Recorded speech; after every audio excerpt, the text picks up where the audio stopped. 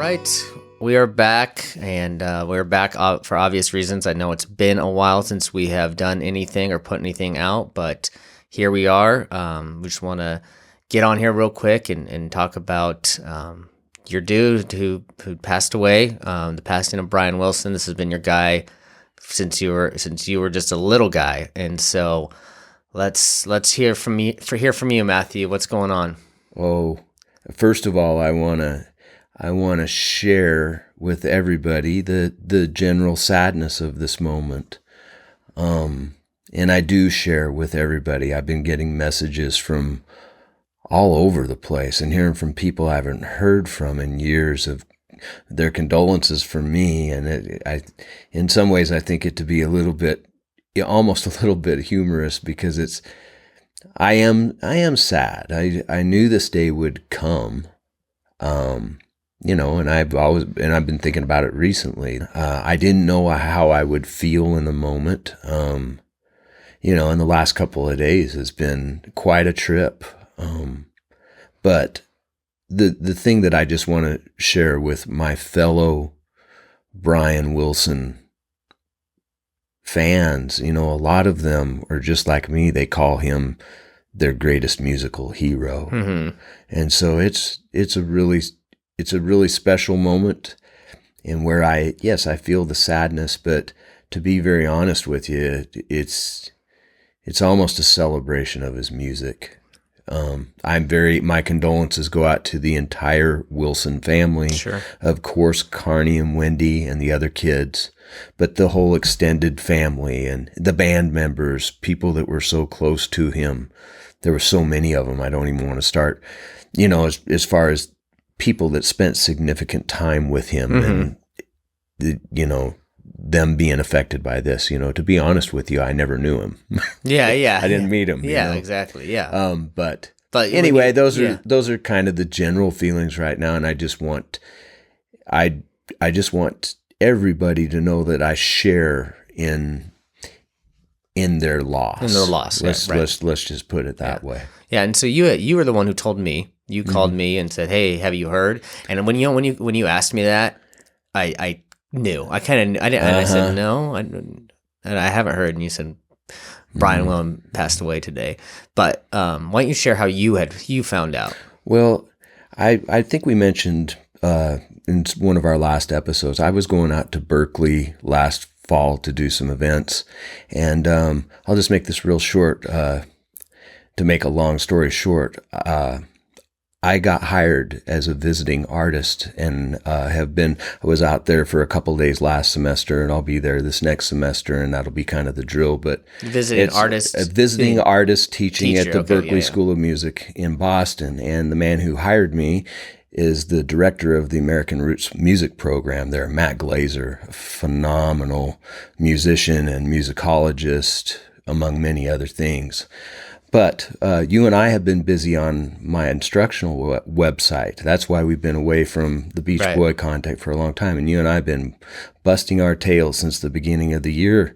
And, the morning of the 11th, we kind of hard launched that thing and mm-hmm. put it out on all the social media. And I was in Bend visiting my nephew on the way back from the Seattle area. And when I hit the go button on that post, the first love that came in was from Matt Glazer, which I thought, that's really cool. And then not even 10 seconds later, there's a message on my phone from Matt Glazer that says, "Rest in peace, Brian Wilson."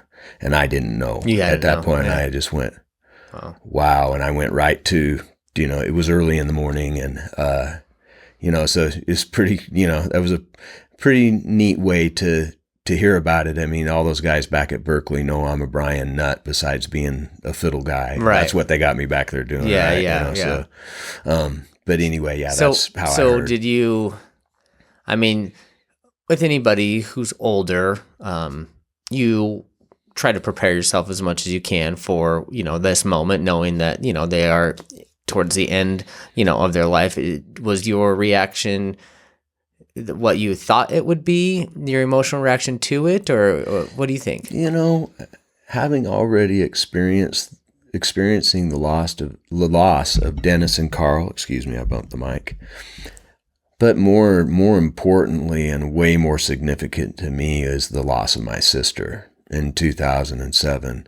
And that prepared me for all loss. Totally. I really feel like. And then I'm entering both of my parents are still alive. My wonderful dad, the incredible musician, he's 86 this year, and mom's 80. Yeah, your dad's the one that had all the. Your dad's a great, such a great guy. Well, and mom, and she introduced me to the Beach Boys, but I'm at that point with both of them, and so it's the loss of Brian isn't going to be anything compared to the loss of them. As much as, but I don't want anybody to think I'm diminishing that. Sure. And so did you?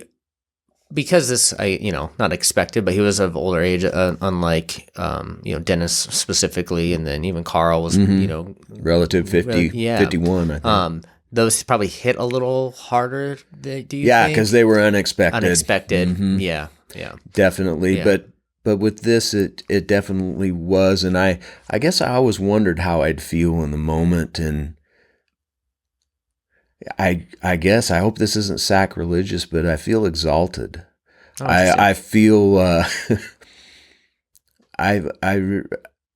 I'm so touched by all of the condolences I've been personally getting, both on the social media stuff and text messages and all that stuff, but to see the tributes coming in from all of the heavy hitters, and then all of the heavy hitters I didn't even know about. There's a lot of these younger, newer musicians who were so influenced by him, but the statements are grand. As I came up with this driving home from Bend after I heard the news, his legacy was rich and wide. Yeah.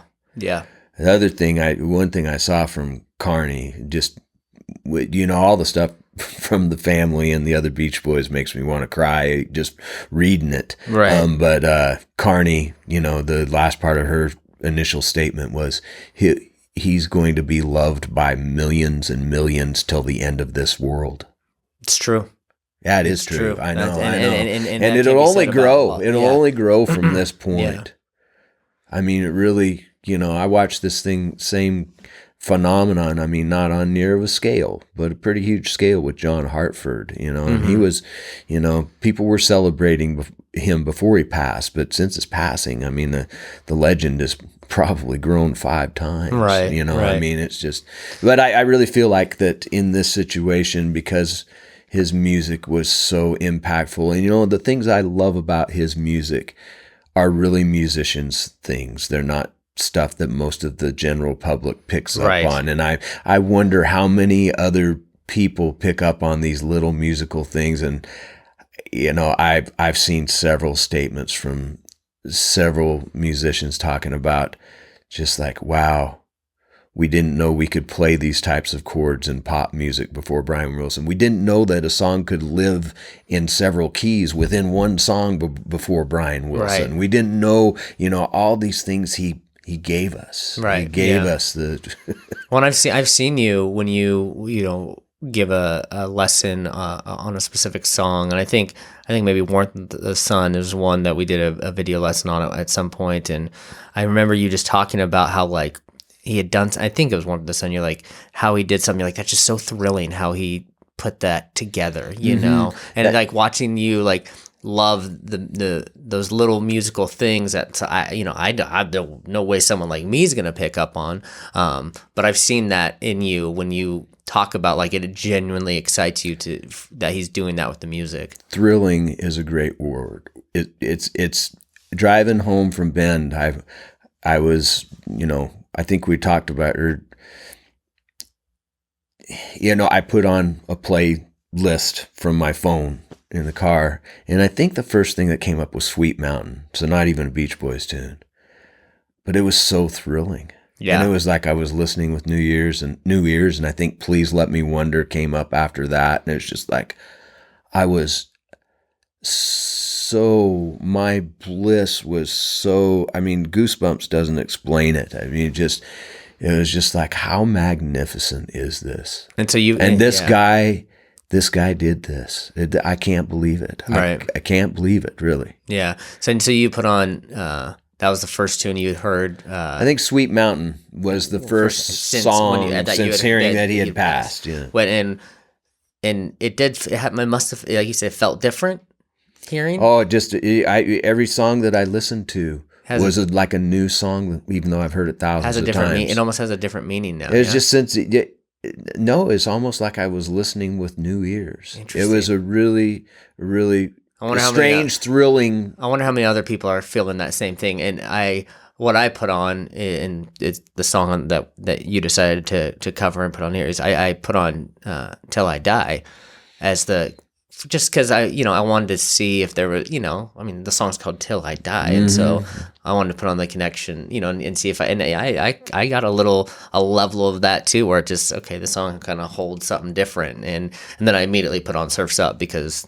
they go together. I was in that same album, yeah. But I got the guitar out and was trying to decide how I wanted to voice some of the chords. And it was just sitting down, and I've sat down with that song so many times before and thought about the beautiful chord changes and the way that, the chord changes, he said, is actually to emulate waves moving out and moving in. And by God, that music does that. I mean, there's no way to explain the key of what that song is in. There's no, but it was thrilling. That really should sum it up for people. I mean, I've been listening for 50 plus years and listening intently and working on "Till I Die," and those chord voicings was just thrilling last night. Just thrilling. Yeah. That's so cool. You had mentioned something that Carney had said, and we did mention that. Yeah, and so you'd said that. I'm just kind of curious. Obviously, there's a ton of huge musical and there will still be heroes more in their own right who are making comments. Anything stuck out to you? All the heavy hitters. McCartney, he's made 2 statements now that I know of, and they're both just so touching. Bob Dylan, Springsteen's quote that I saw yesterday is amazing. I caught Billy Corgan's video on Instagram while I was out doing that gig with Cliff yesterday. I had a break and I caught that, and it just goes on and on. I don't know if our listeners know this, but I'm a fan of Kiss, especially the very, very early stuff. And David Leaf actually contributed to a book about Kiss in the 70s too. And I thought, how weird is this? That because people can't ever understand my Kiss connection. But, seeing people like Gene Simmons and Paul Stanley come out and say stuff is a pretty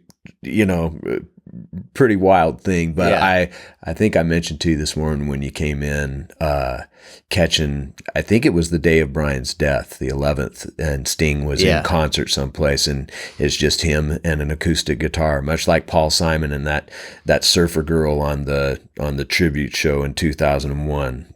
Just Paul and the guitar. Well, this was just Sting and the guitar doing God Only Knows, and it's pretty powerful. And I'd never heard Sting himself say much about Brian Wilson, but I always knew absolutely had to be a fan. Yeah, I gotta look obviously that up. Is. And but there's so many. Carole King, the things she said was wonderful. I mean, Elton, if I didn't already mention that, there's too many. There are too many, and I'm also looking forward to hearing from some of the people that I know are going to say something that are just probably waiting a little bit and trying to figure the right things to say. Sure. And I'm also, I'm kind of hoping, I don't know what the family's going to decide to do. I'm almost sure they'll have some sort of a private ceremony but I'm hoping that there will be some sort of a public celebration of his life where we'll get to see something pretty special. Yeah. I hope that, but if that doesn't happen, but in the back of my mind, I see something like that going on. And I think most people are, focusing on and celebrating his life already, with all these tributes and everything. I mean, what do you think Brian would have wanted people to focus on during this time?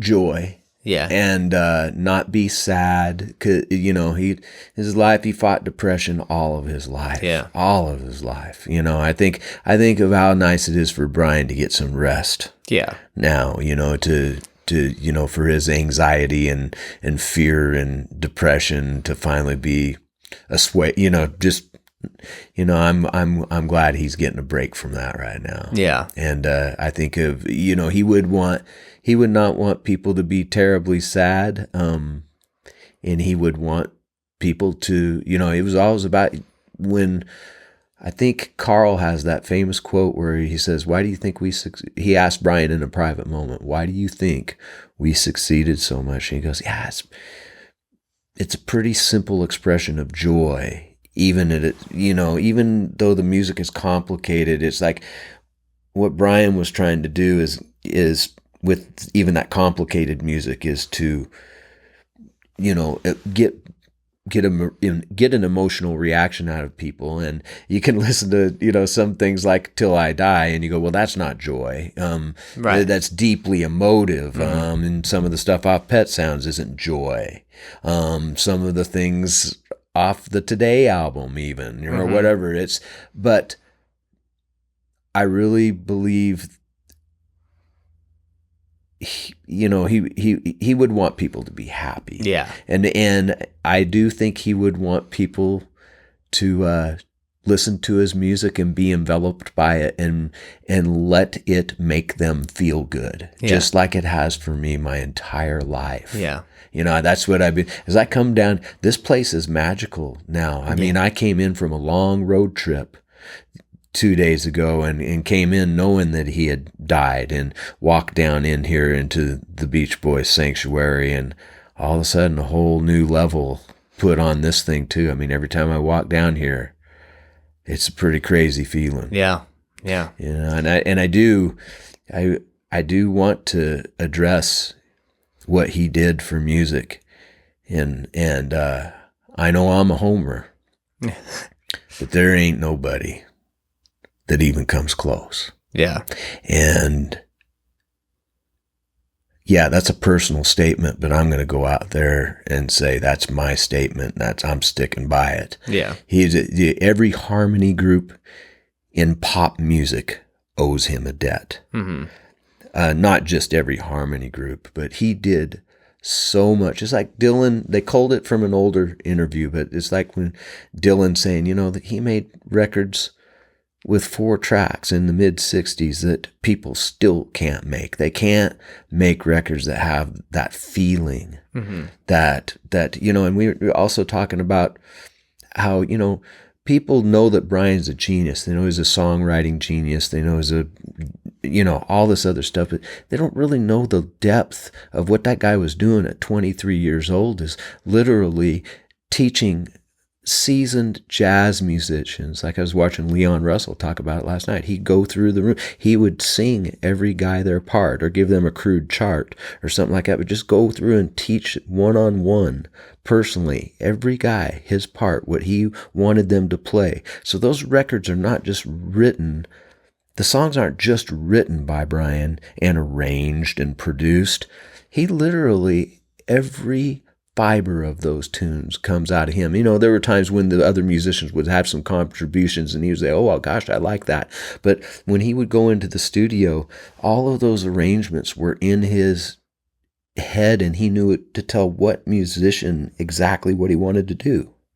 I'm probably not doing that justice right now anyway, but I mean, the whole, not just every harmony group, but all of pop music.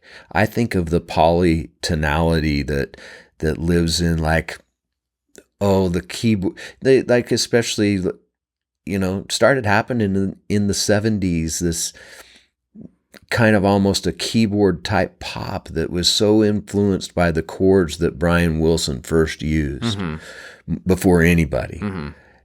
That, I mean, it's immeasurable how much he has changed, how much he changed music by introducing jazz harmonies into rock and roll. Yeah. It changed the direction. Graham Nash of Crosby, Stills, Nash, and you know, he said I saw his thing, and he and Crosby have always been huge champions of Brian's, and think of they were one of the greatest harmony groups. I mean, people still, when you talk about harmony groups, people point to them. Well, they point to Brian. Yeah, right, yeah. Yeah. So, my last question for you, and then, maybe it's kind of a personal one, a deeper one, but, I'd love to hear if you, could say something to Brian, well, not necessarily like on his deathbed or anything, but just if you could say something to Brian, what would you say? Well, I would say thank you. I would thank you very much. He has no idea how much he impacted me, and not just his music, and not the Wilson brothers. I mean, this is a touching time knowing that their spirits are all residing together again. I thought about that as well. The Wilson brothers and how much he loved Dennis and Carl.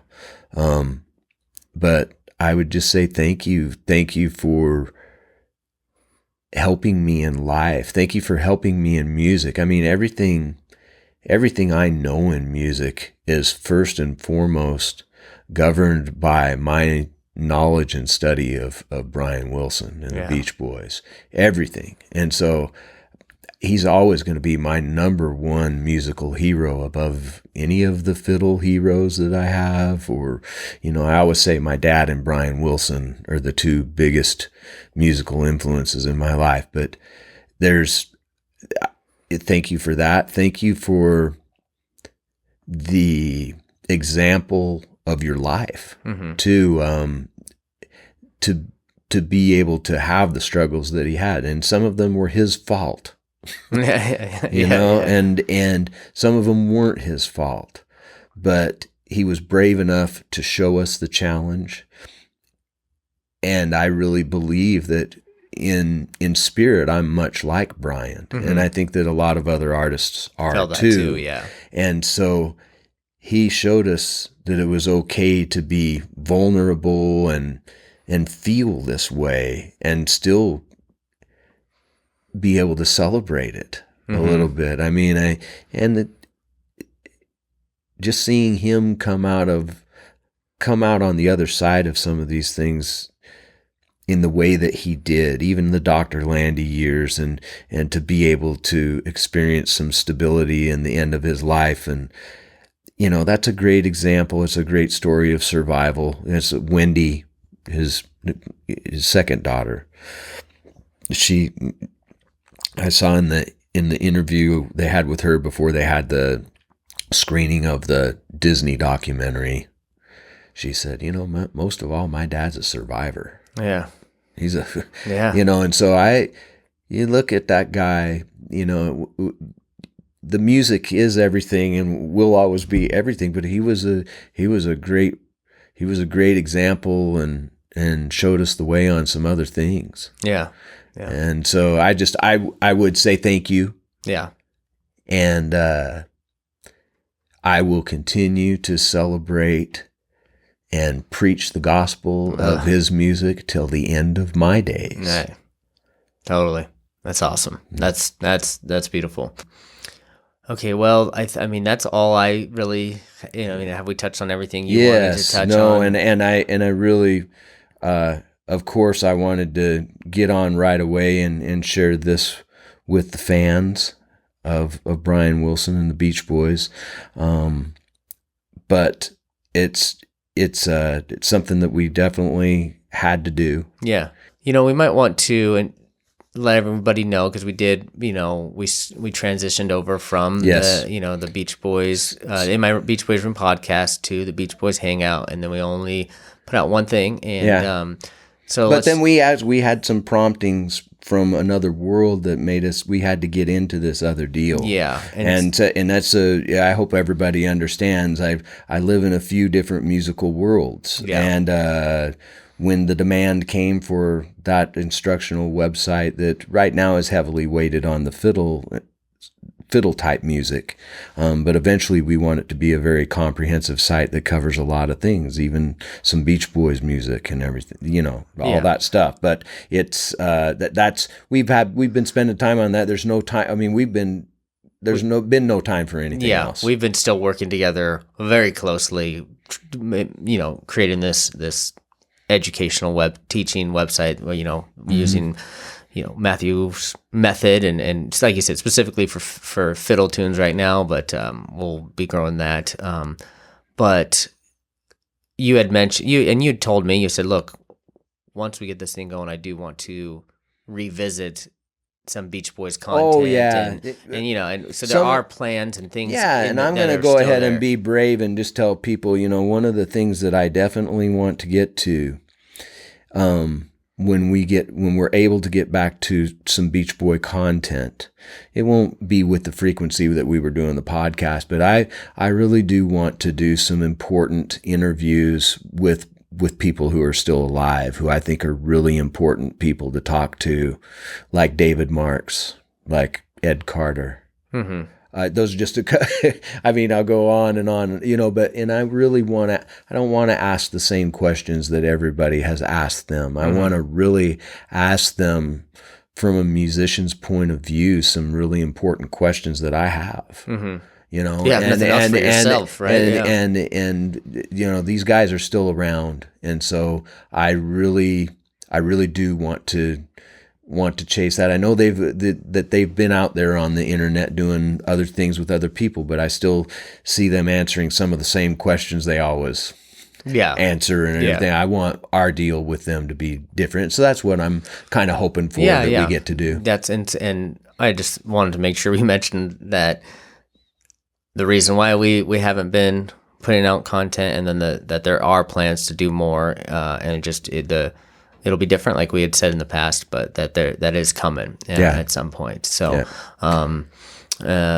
if you do want to stay up to date on whether it's what Matthew's up to, if it's the other music worlds he lives in, or the Beach Boy stuff, I mean, you want to just look at Matthew Hartz on Facebook.